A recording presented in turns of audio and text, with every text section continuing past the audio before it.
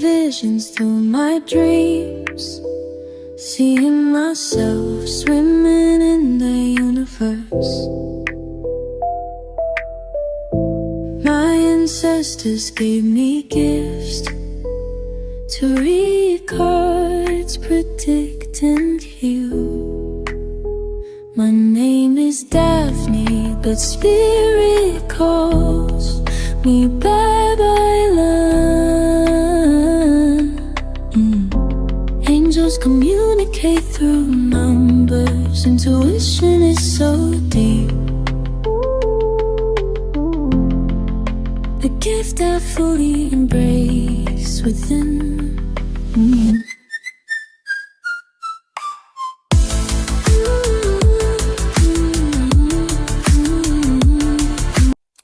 Hi everyone! Welcome po sa inyong almost personal reading. So I want you to know that this is a general reading, so you may resonate po sa buong reading na ito or baka konti lang. Take what's only yours. And I also want you to know that this is a timeless reading. So whenever you see the video, the message is also meant to find you.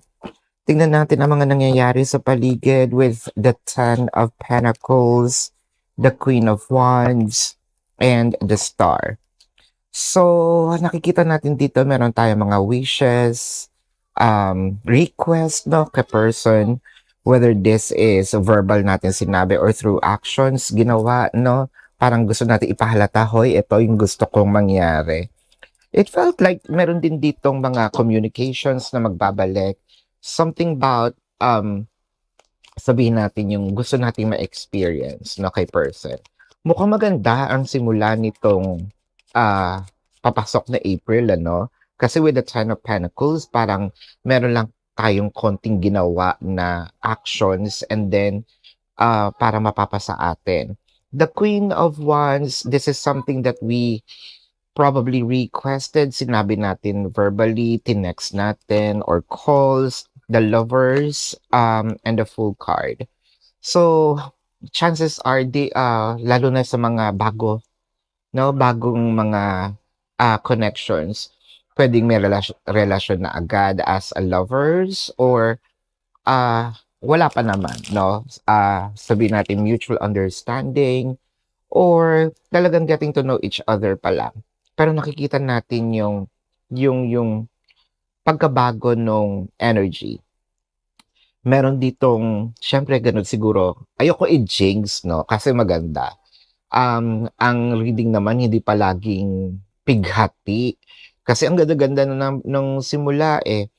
Ayokong i-jinx kasi gusto ko sayang sabihin, ganun naman talaga kapag may ligawan, di ba? Or pagbago pa lang yung relasyon.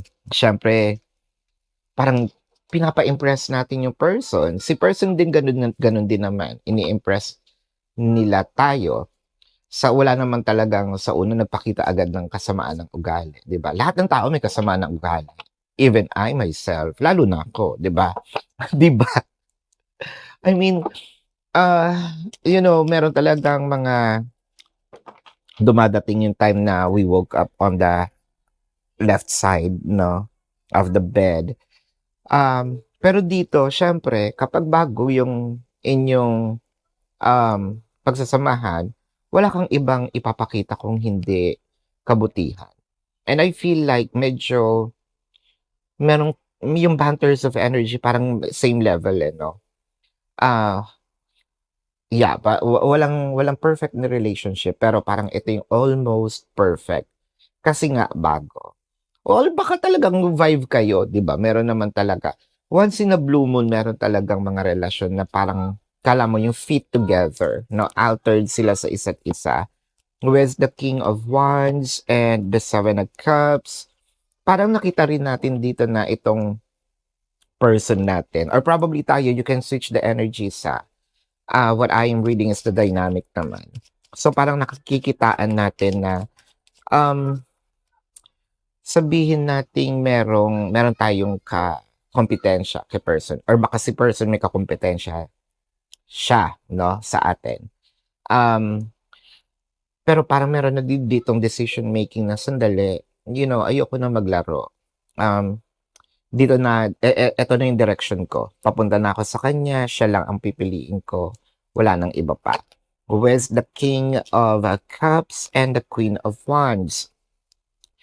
Parang feeling ko more of hindi ko iboboka. Mas ipapakita ko na lang, no?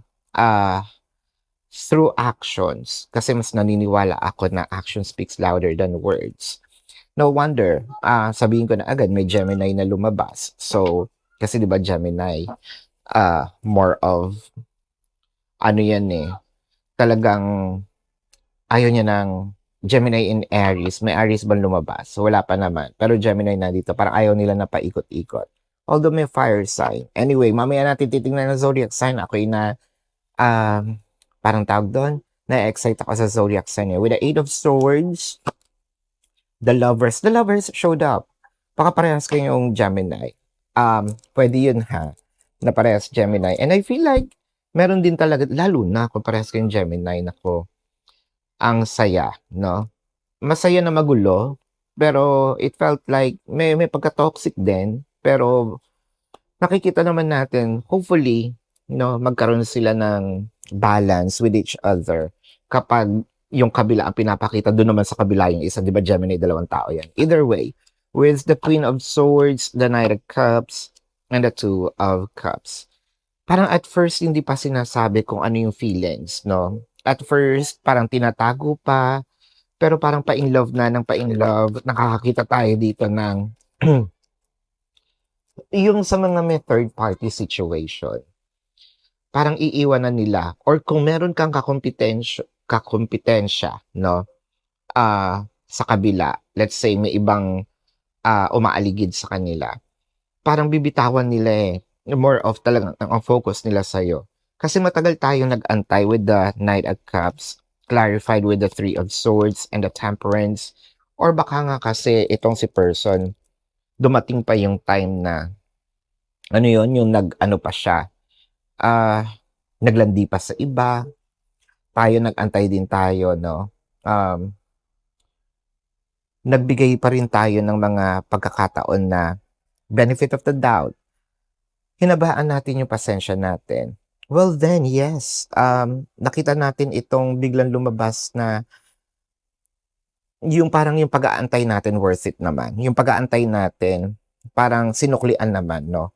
Kasi ngayon natin nakikita na Two of Cups, ngayon niya ipaparamdam, no? Itong emotion niya. I feel like medyo secured naman na itong person na ito when it comes to emotional stability. Kung dati hindi, ngayon medyo stable na. At saka kung dati meron kang ka-competition, ngayon parang eliminated na yon.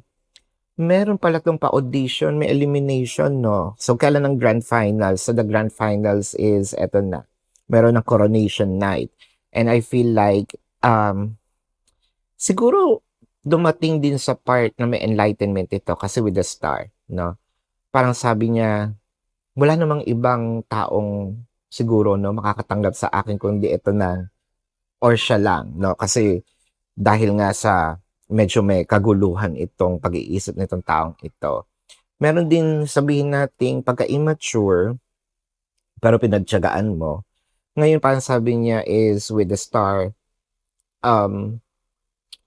sa kanya na ako magfo-focus dahil siya lang yung nakakapagtiis sa akin. Bakit ko pa pakakawalan? Ano, with the Eight of Swords, bakit pa kita pakakawalan?